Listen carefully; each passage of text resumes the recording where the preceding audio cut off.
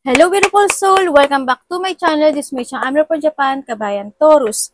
This reading is for you. Tingnan natin na iyong August 2025. Maraming salamat muna sa mga subscriber, new subscriber, cross-watcher, at sa mga bagong pasok dyan. Welcome na welcome kayo sa bahay ni Ate Aimee. Salamat din sa naktaba ng puso ninyong mga comments at sa mga nagpa-personal reading. Marami pong salamat. Kung gusto nyo na energy nyo lang talaga, ang gusto yung makuha natin, all the details is in description below. This is a general reading. Kunin mo lang ang sayo at itapon ang hindi naman sayo. Maaring vice versa. Energy mo, energy ng person mo, energy ng malapit sa puso mo, nangyayari, or mangyayari pa lang. Use your own intuition. Lawakan natin ang ating isipan. Energy reading tayo. Ano man ang gender mo, ano man ang edad mo. Tatandaan nyo, I'm only the guidance. Kayo pa rin ang makapagpapabago ng inyong buhay. Uy, in love ka ba? Taurus. Uy, ingat ka. Merong poker face or just a two faces friend. Maaring karelasyon, pwedeng kaibigan, pwedeng kung sino man, o pwedeng ikaw rin ito. No? Ingat ka sa mga doble kara. Great worry over nothing. Huwag masyadong overthinking. Ano? May mga bagay na, masyadong pinag-iisipan. Kung isip ka lang na isip, may ka lang dun. Doing something risky, taking a chance. Siyempre, kailangan mo talaga na mag-take a risk, no? Sa mga bagay-bagay o sitwasyon mo. If you need to speak out, speak out. Kailangan mo kasi makapagsapalaran. Then, and romance is in the air. Maingat ka. Maaring mapasok ka rin when it comes to a third party, or maaring may tao dito na sinasabi niyang mahal ka niya pero hindi. Or may tao dito na magbibigay ng pagmamahal sa'yo or ikaw ang magbibigay. Vice versa. You are on the road to success. Kung ano mang aspeto ng buhay mo yan, sa trabaho man yan, sa relationship mo man yan, kung saan man yan, sa pangarap mo man yan, wag ka lang hihinto. Kasi kung di ba may mga susuungin ka kasi road yan. Kumbaga sigsag siya, wag kang hihinto kasi nasa tama ka raw. No? Tamang lugar. Uy, naku po, ano ba naman to? May fox tayo. Shrewdness and resourcefulness, especially in business. Mag-ingat ka na lang sa nakikita ko dito. Huwag ka masyadong palakwento rin, no? Ng mga ideas mo, ganyan. Siyempre, when it comes sa iba naman sa'yo, may nagmamatsyag sa'yo. No? Maring sa mga kasama sa trabaho mo, boss mo, or sino man to. Or maybe there's a sneaky person. Ako nakikita dito, maaring itong si Loves It in the Air or itong friend kuno na nagpapanggap. No? Kung sa mga aspeto na mo yan, sa nakikita ko dito, ingat-ingat lang din. No? May magbabago sa buhay mo. Iba sa inyo, kung kulang kayo sa tulog, bawian nyo. Magbawi kayo ng tulog, huwag masyadong overthinking, huwag ilusyon ng ilusyon. Mag-action din kayo. No? Energy ni Taurus. Naku, sandali lang. May something. Feeling ko basa. Nagalaw ko yung microphone. Energy ni Taurus.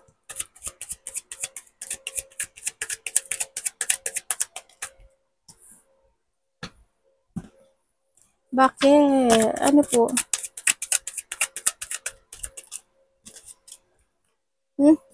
Devil. Kaya ang energy mo by this August.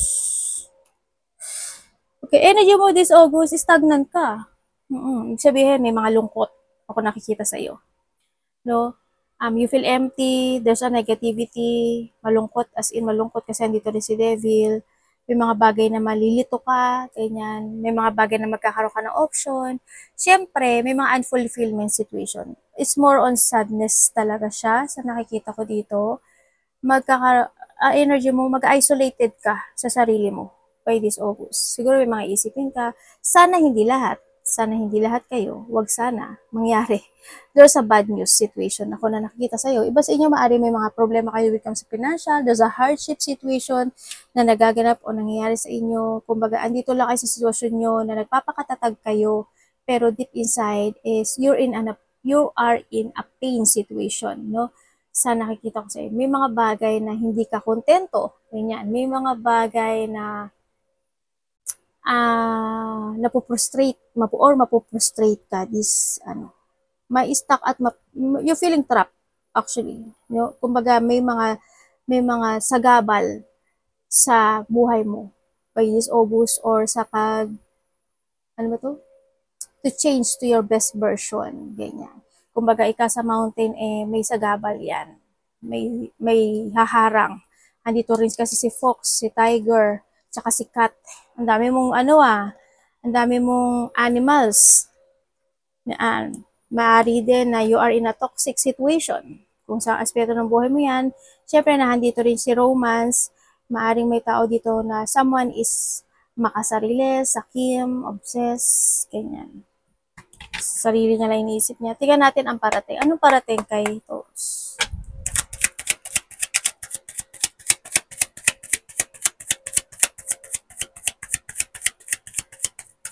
May mga kayo dito mga shadow works dito. Yan, magkakaroon kayo ng option din sa buhay niyo. May mga hihintay nata kayo. So, maybe you're waiting for something. Kung maghihintay lang kayo lang magbabago. Parating kay Taurus. Don't be stuck, okay? Kasi hindi rin magiging good.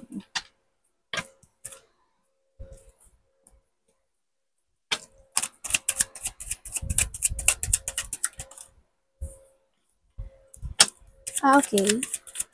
May mga bagong opportunity na darating sa'yo. Oo nga, no? Yes, may mga bagong opportunity, instant opportunity na darating sa'yo. Marami. Yan, mga bago, or may mga creativity ka na gagawin sa iba sa inyo. And then, sa iba naman sa inyo is parating, makaka-receive ka daw ng text message. Yan, with someone. Or may naghihintay, no? Or may naghihintay na kausapin mo siya, i-text mo siya, ganyan. Inihintay ka niya. Or ikaw ang naghihintay, vice versa tayo. Then manifesting din also, no, when it comes na sana kausapin mo ko, sana mag-text ka, sana mag-reply ka, sana ganito, sana ganyan. Yun. And then also, parating, there's a new destination ka natatahakin by this August. Yun ang nakikita ko sa'yo. May bigla ang mga magaganap o mangyayari. Yan. May mga lakad, no? Siguro, you have a travel, maaring ganun by August, maaring may mga lakad or you have a travel situation sa iba sa inyo. Yan. May offering akong nakikita. No? Maaring may tao ka na makikilala na bago. Yun na nakikita ko at maaring doon magsimula yung love kasi we have the love, no? Sa iba sa inyo. Yan, may mga may mga pag-uusap sa iba, may mga pag-uusap, siguro marami kayo, siguro nasa 7, 8, 9 person, maaring ganun, or less sa iba, may mga pag-uusap. When it comes sa iba, siguro group, ganyan, o kaya may mga magkikita-kita na isang magkakaibigan, o sino man yan. Tingnan natin ang dapat iwasan ni Taurus. O kaya may pupuntahan ka na matao. Ganyan. Na marami ka makakasalamuha ng mga bagong mukha, bagong tao. Ano dapat iwasan ni Taurus this August?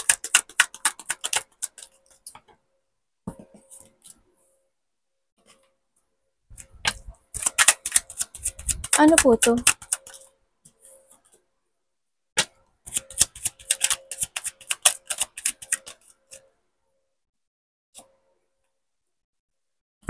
Iba sa inyo, walang pera. Ingat kayo. Okay, ang dapat mo daw iwasan, yung hindi ka mag-umpisang muli from the basic, no? Yun ang hindi dapat mong iwasan.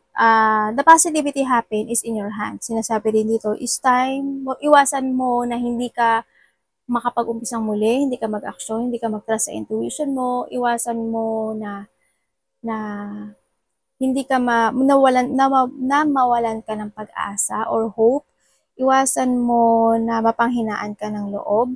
Iwasan mo maging pasaway. Iwasan mo na mag-alinlangan o mag-alangan sa mga bagay na gusto mong aksyonan. and to innovate. Kumbaga, iangat mo yung sarili mo. It's time to change din kasi. Iwasan mo yung maging immature or matakot sa mga bagong pagsubok na dapat na tahakin na or dapat umpisahan o simulan na o simulang muli, mga ganong sitwasyon, ano. Iwasan mo yung mga tao na bully, tao na liar, unfaithful, masungit, seloso, selosa, hindi ka nila friend, magagalitin, hot temper, iwasan mo yung mga tao. Or kung ikaw yun ha, iwasan mo maging hot temper, iwasan mo yung bully type, ganyan. Sana hindi ikaw yun, no? Iwasan mo yung hindi maging totoo sa sarili mo at mawala ng pag-asa. Iwasan mo yung ano yung mapagsimulan ng away o gulo, yan, iwasan mo yun hangga't maaari. O kaya yung mga troublemaker situation, iwasan mo yun.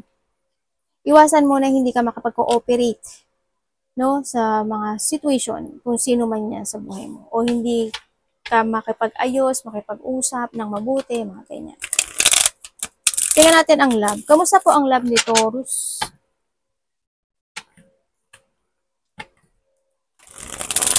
Siyempre, iwasan mo yung hindi sumunod sa mga patakaran. Lalo na, wag kang sa trabaho, ganyan. Diba? Be calm. Calm lang. No? Ganyan.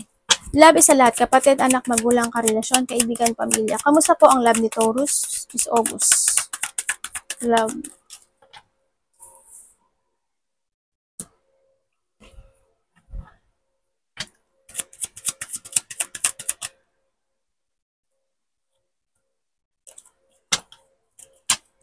Love.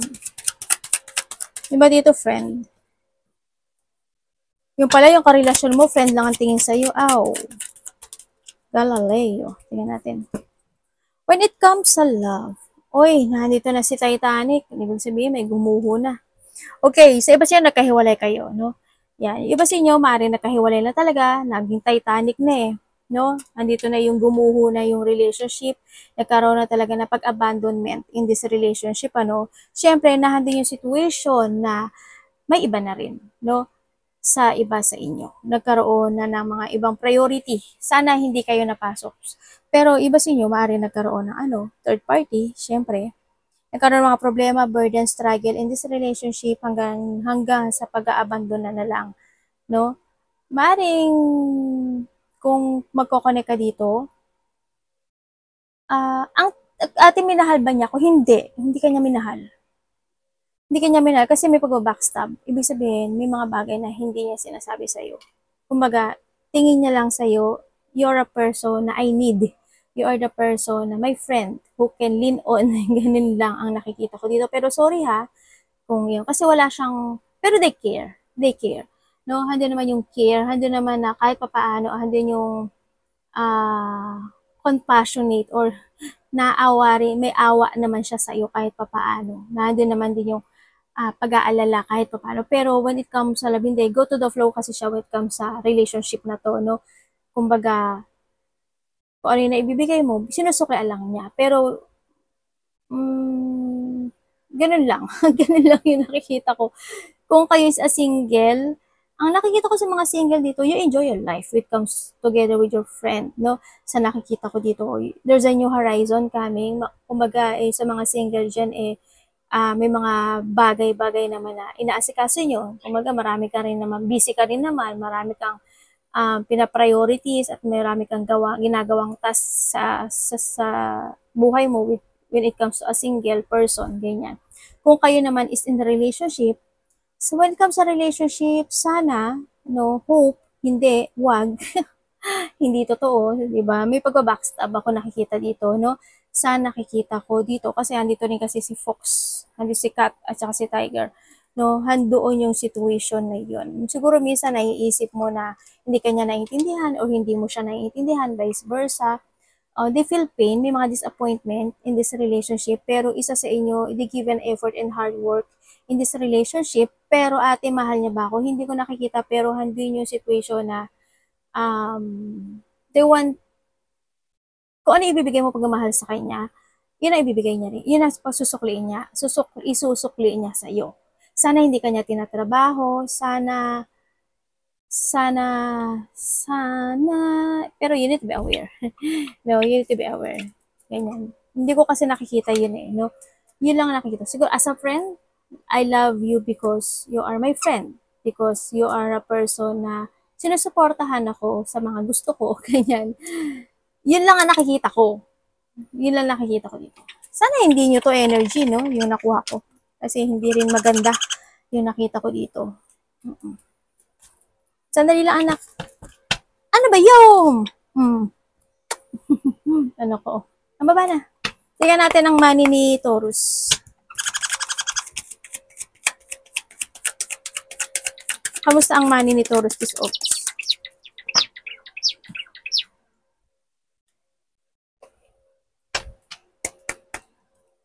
O, Necha, ang dami yun.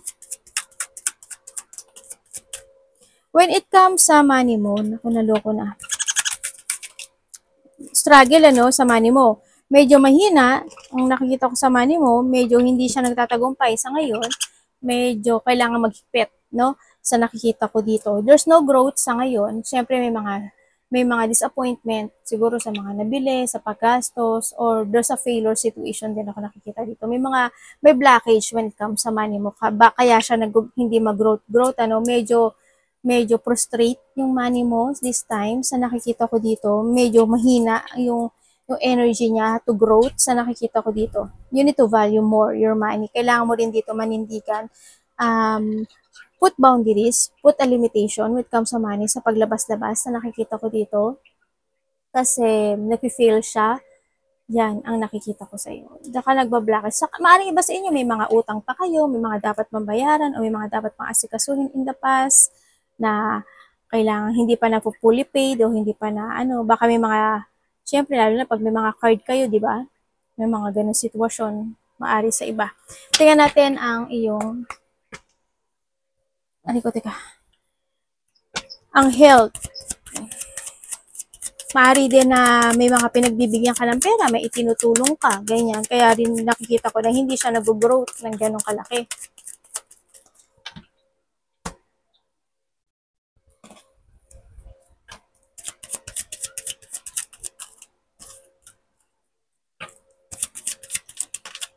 Okay, when it comes sa health mo, ang nakikita naman, okay ka naman.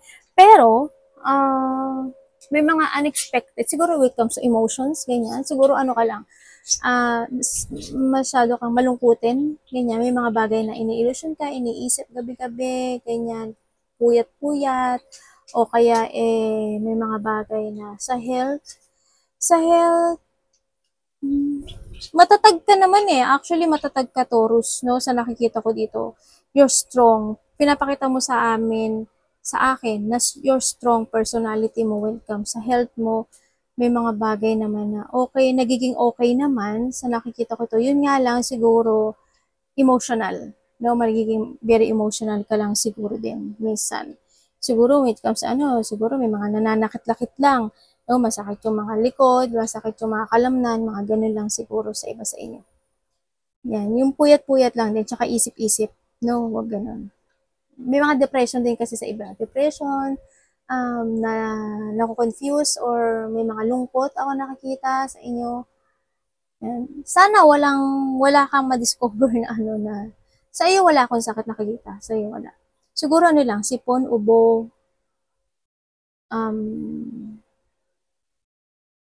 about the throat, ganyan. Yun lang ang nakikita ko. Paghinga, something, yun lang ang nakikita ko sa'yo. Dito. Matatag ka naman eh. Kumbaga, hindi ka siguro sakitin. No? Siguro pag ikaw yung, siguro you are a person na pag nagkasakit ka ang lala. Sa iba sa inyo, gano'n na nakikita ko. Pag nagkasakit ka malala. Hindi ka sakitin talaga, pero pag na, patay na. No, sakit talaga. Any opportunity pa kay Taurus.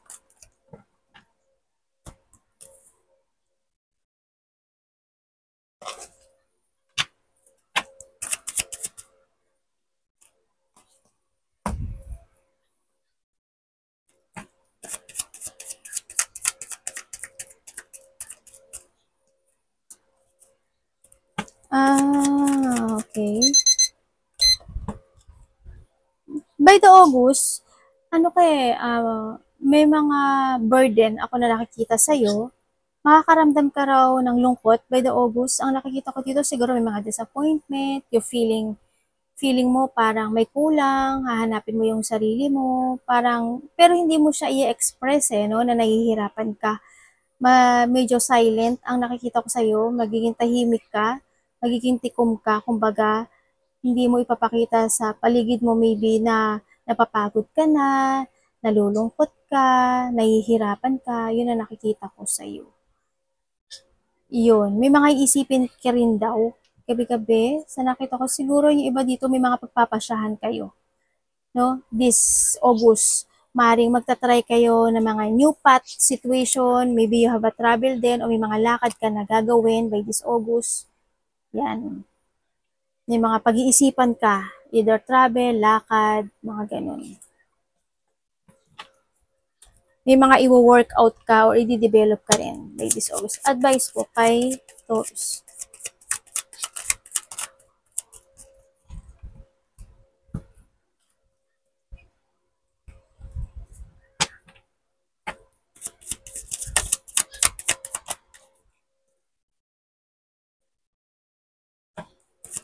Okay, ang advice sa'yo, you need to take care of yourself. Sinasabi rin dito, sa nakikita ko ito. And have faith or start a new beginning in your life. Be creative, making things happen. Depensahan mo rin at protektahan yung sarili mo sa mga tao na ayaw sa'yo, sa mga galit sa'yo, ganyan.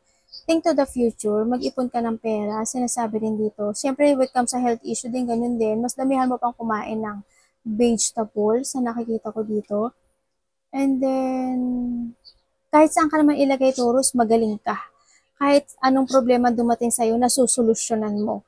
No, you are the person na matatag, matapang, you have a strong will situation. Ang power mo may, you have a strong will. Power ang nakikita ko sa'yo. Siyempre, save money. Always think advance. Ibig sabihin, mag-ipon ka ng pera for the future. Lahat ng action mo, decision making mo, sasabihin mo, always think advance. Makakasakit ba siya? Ano advantage? Ano magiging disadvantage? Bago mo siya totally pursue. No? Always ganun ang gagawin mo. Yun. And syempre, Taurus, magaling ka rin sa business. Kung gusto mo mag-business ka. It's good. Meron kang ability para makapagpalago ng business. Mag-go for it ka dyan. Maaari iba sa inyo, meron kayong mga business na rin, malaki o maliit yan. Yun nga lang, may mga problema na dumarating. Sa nakikita ko to, may mga struggle when it comes to a business or sa trabaho, may mga struggle situation. Arigato namaste, God bless.